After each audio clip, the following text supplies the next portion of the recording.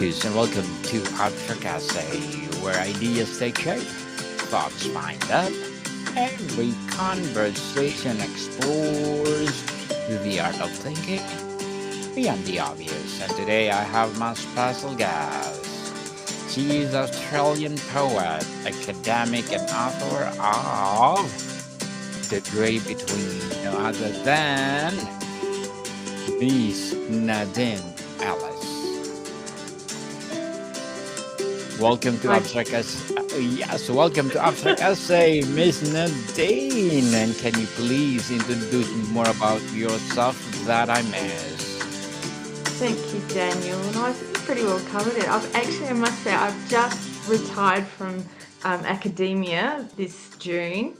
So after 12 years of teaching into medical radiations, I have hung up my gown, and which is just lovely. So now I can concentrate full time on my writing, which is just um, a joy to me because I sort of had to put it on the back burner for a little while teaching. So it's as you can appreciate, quite a heavy focus and time commitment.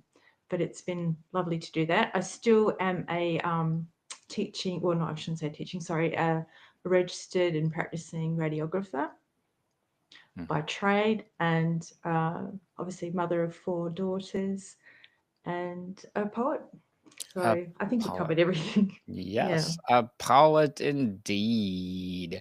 So, Miss Nadine, let's talk about the power of resilience growing through pain and trauma. Mm. So I think these sort of things are things that we've all basically experienced at some point or sort of delve into it without sort of really realizing until we're on the other side of it. And then we register that, oh, okay, that was a traumatic experience or that was very painful. But often when you're in the midst of it, it's really hard to sort of see what's going on. And for me, writing was always a means to sort of be able to work through my experiences. And I'm neurodivergent. So for me, verbally sort of expressing myself was always quite challenging. Whereas I found writing my feelings down or writing my experiences down really helped me to sort of be able to see what was going on and to reflect on people's responses to me or how I was sort of being perceived within the world, or just gave me a way of being able to sort of work through what was going on in my head.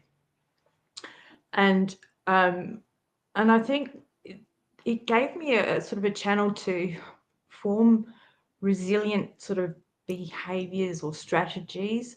And I think we all need something at the end of the day, whether it's being able to speak with someone about what is going on.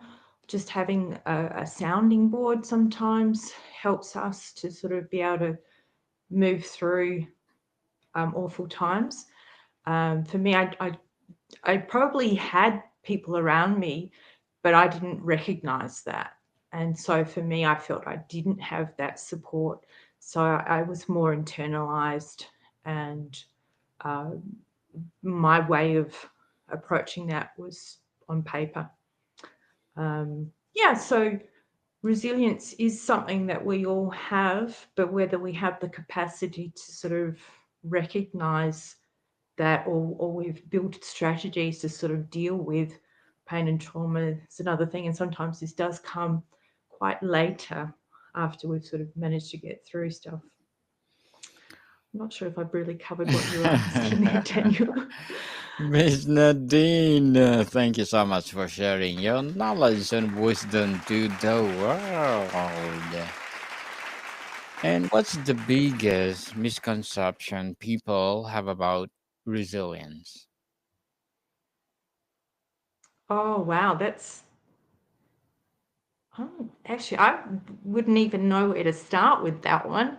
I think for me, I think, like I've just stated it, I think people have it.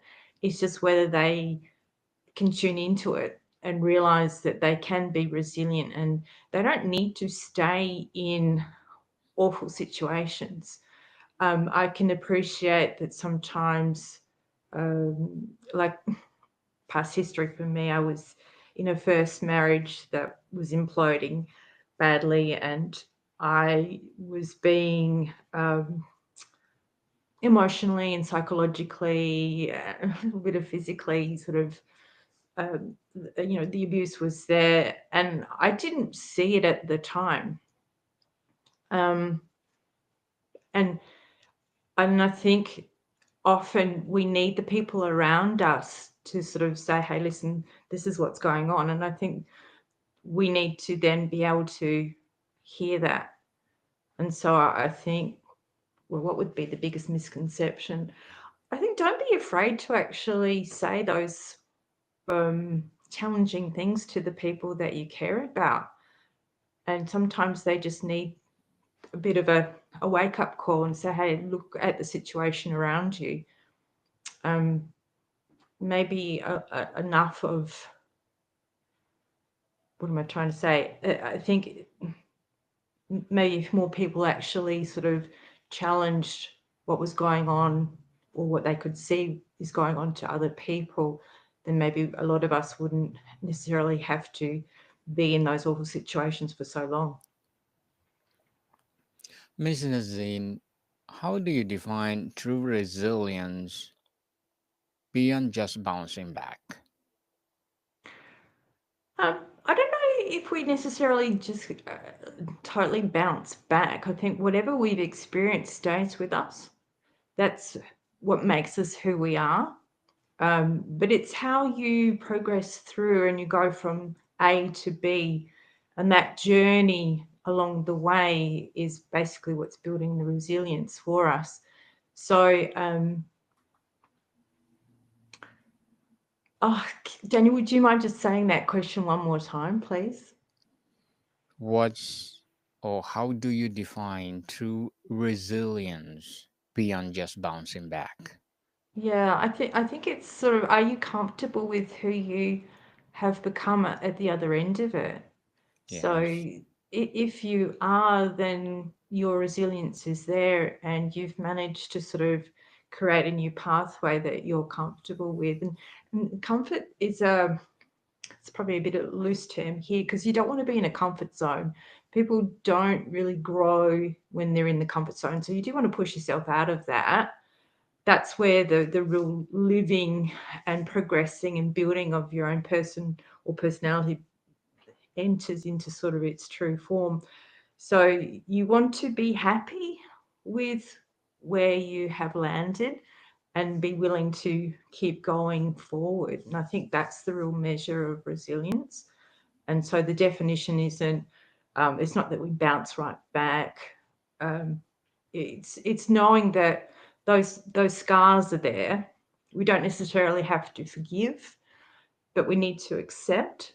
And it's not like you have to necessarily um, challenge the person who did those things to you or confront them. I'm never one for confrontation. I feel for me it just doesn't work.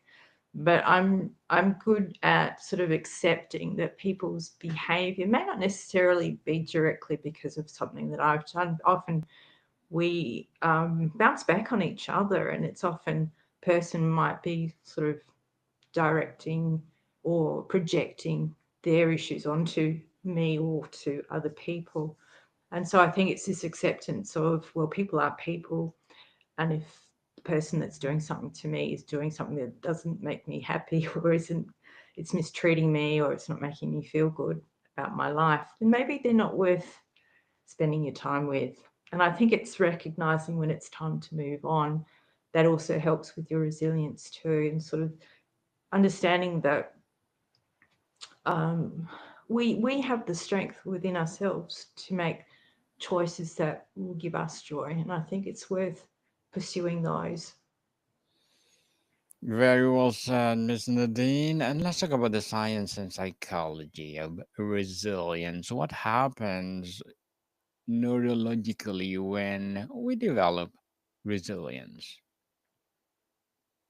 Oh, that's a good question. I'm probably not in that sort of field that I could answer from a theoretical baseline, but I think our brains are so they have the plasticity within our brains to sort of be able to um, create new pathways. And I think if we're doing things that give us joy, and we've lowered our cortisol levels, and we're feeling basically happy about life, or as if we can move through life knowing that there is light at the end of whatever we're going through, whatever challenge. And I think this is good for our soul and good for us. And I think even a layperson can acknowledge that if it feels good, then it's usually okay. If it feels bad, then it's not good. And I think I'd be leaning more towards the things that you feel are good for you, and against eventually the brain pathway will reciprocate. Yeah. Miss Nadine, how does unresolved trauma physically change the brain and body? Well, I think we very much have the capacity to make ourselves sick. And I think if you're always sort of holding on to pain and suffering, a lot of uh, our bodies are just amazing things. And I think if we have that going through us all the time, you're looking at people that will eventually succumb to some sort of illness. And I think that's why it's really vital to not be doing things that will hurt us. So yeah, I mean, you go through life theoretically trying to put good food into our bodies and to exercise and keep healthy, but when it comes to our brains, why would you be sort of constantly putting toxic thoughts into your sort of mindset? And I think those are the things you need to also be thinking good things, good thoughts, be positive, be mindful of the situations that you find yourself in, and try to be positive. And this, in turn, if you're practicing that every day, this becomes your life. And I think that's the strongest part of resilience, is that if you're practicing being present, mindful, positive, then eventually that becomes your norm. Yes, definitely. And can resilience be measured or cultivated, or is it something you're born with? Yeah, that's a good question too. I mean, I'd really love to sort of get a professional's opinion on all of this, but for me, I personally feel that we have the capacity. I know I have the capacity, as I have moved through things that have been very challenging for me in my life, and I just basically got on with it, recognized what I needed to do, and just moved through it. And I didn't feel like that I was any special or any different from anybody else. I just kind of recognized, well, I've got to work hard at it. These are the things I need to do, and just went on and did it. Um, and a lot of people will come up to me and say, "Oh, well, it's really great," but it didn't feel any special at the time. So I think this is the thing. Often when we do things, we don't necessarily think it's anything out of the ordinary, and often it's just what appears to be the ordinary, everyday things are the things that get us through. So again, I probably digress from your question, Daniel. No worries at all. No worries at all, Miss Nadine. And let's talk about the personal stories. What was your darkest moment of pain, and what shifted to help you move forward? Well, I think the writing um, helped me to move through things. I've had several sort of things along the way, ranging from look, I was in a really bad train crash when I was 9 years of age, and that that post traumatic stress disorder that eventuated from it has always sort of been there. So writing for me about that period or that experience helped me process those emotions and that experience. And and I think something traumatic that occurs to anybody, it doesn't necessarily have to be like a train crash, but something so early on in a developing um, brain can impact upon your personality. So for me, it's a life changing event that does change your personality to an extent. So I think we've all kind of, if we're young enough and we experience these sort of things, it all has shifted us. So for me, being able to sort of write and express myself and therefore work through that particular episode was really beneficial. And eventually I managed to actually write some poetry about it. Um, and and now I see it for what it is. I'm much older now, but I know that post-traumatic stress kind of always is there, even though I went through and had professional therapy to help work through it. But I think, scars stay with us, and those things are what make us So, down the track. So if you get a person who's just had one thing after another sort of thrown at them, they probably turn out a little bit differently from what they might have when they were younger. But you never know, and there's no going back. We just play out our lives basically. So I guess it's your perception and your mindset to get through and move on. But for me, that was probably something that sort of affected me very early on. totally mindset, people. Mindset is the key to success. And Miss Nadine, as a Australian poet, academic, and author of The Grey Between, what are your short-term and long-term goals? Well, it's talking about the new book that's released now. It was released in July, so it's sort of sharing the content messages in it, and it's basically, I mean, I write about everyday trauma in everyday life, basically, but my other themes are like motherhood and relationships and just being.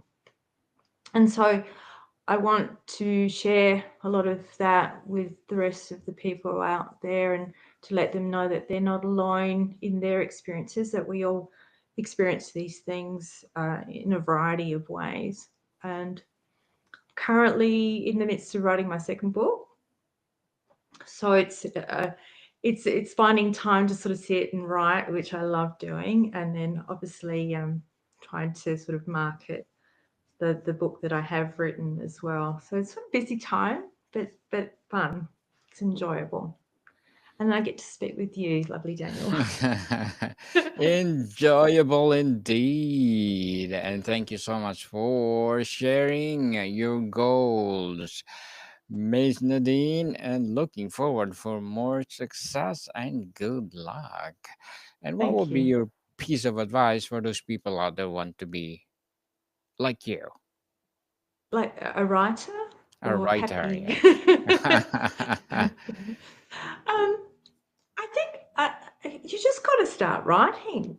I think often we stall ourselves because we don't think we're any good, and it's a bit of that sort of imposter syndrome. Like, someone's going to tap me on the back, the shoulder, and say, "Hey, what are you doing here?" But I think ultimately, if you get joy from expressing yourself, whether you want to write um, books, screenplays, poetry, short stories, it doesn't really matter. It's just do it. Put pen to paper and start just getting those words out. And and if you're not a pen to paper person, just get the keyboard out and start plonking away. And I think that process of trying to get the words out on paper is the best start. Read lots of books. So if you're interested in becoming a poet, read lots of poetry, lots and lots, and different types. Go to poetry readings, open mics, events. Immerse yourself in that world because that's what you want to do, or that's what gives you joy. So the best way to sort of learn your craft is exposure to it and practice, practice, practice. Mm, Practice, practice, make you perfect. absolutely. Yes, indeed. And Miss Nadine, thank you for that advice. And what would be your recommended book or books that influence your journey? Well, I will speak to the poets that I've enjoyed reading, and I love anything by Sharon Olds. I love the American poets probably per se. So Sharon Olds, Gregory Orr, um, who else is there? I love the romanticism of Emily Dickinson, the Sylvia Plath, and even probably more current, the work of the late Andrea Gibson. I love their work as well. So, but I think poetry is one of those things you have to read a lot to then realize the authors that you like. They're the ones that resonate with you. So yeah, it's kind of poetry's not for everybody, but if you find people that you like to read, then it's just joyous. Definitely. Thank you for that recommended books, Miss Nadine. And what's one small step listeners or viewers can take today to start growing through their pain? Yeah, I think it's well, I think the very first one is to recognize that you're in it. Um, if you accept that something is happening around you and you're feeling unhappy or you're feeling like you're in pain, then that's the first start. Seek some professional help if you need it. If you've got no one else to sort of talk and express what's going on, that's really important. And if you have the opportunity, for me, I found writing things down really helped. Finding something that you can zone into. So it doesn't necessarily have to be writing. It could be anything like if you like doing craft or painting or gardening. Sometimes just sort of being in a quiet space and zoning in on something where it just sort of the rest of the world just floats away, that can be enough to sort of give you joy so that you've got a nice grounding base to then be able to work and get some strength to get yourself through things. Well, empowering answer, Miss Nadine. And before we wrap up our discussion for today, I'm inviting you to please to listen to my other podcast, people, my other podcast, because my abstract essay is already in fifth season, abstract poetry in second season, and my book 101 review in fifth season too. Comedy 101 in second season, and my food 101 in fifth season as well. Geography 101 in fourth season, and my baby podcast Law 101 and Mental Health 101 Love Letters in fourth season, as well as my movie 101 review and music 101, Science 101 and Sex 101 in its first season. Please listen to them wherever you listen your podcasts. So, Miss Nadine, what gives you the most hope about the human capacity to overcome? Oh, that's another great question, Daniel. What gives me the I don't know. I think it really at the end of the day, I can only speak for myself. So my mindset is always thinking I must keep moving forward. And so I do. And I may not know where I'm going, but I think as long as I can wake up in the morning and climb out of bed and get up, then there is hope for whatever I want to do. And that sometimes is just enough. I think it's like just knowing that tomorrow is a new day and we can always start afresh. And we color our world with our attitude. So if we have a positive attitude, then we have the capacity to make things happen for us that are good. Miss Nadine Ellis, thank you so much for sharing your knowledge and wisdom to the world. So, can you please invite our listeners to support your book, The Gray Between? Yes, by all means, thank you. Yes, so The Grey Between is available on globally on Amazon, and yeah, please purchase it. It'll be a Yes. nice read for you.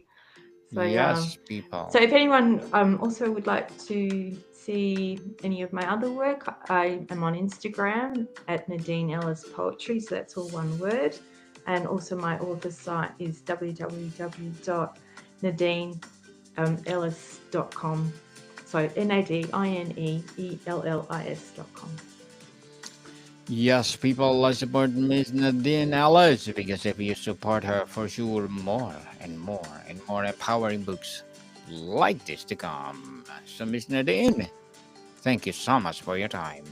Thank you very much, Daniel. It's a pleasure. More to come, people. See you soon.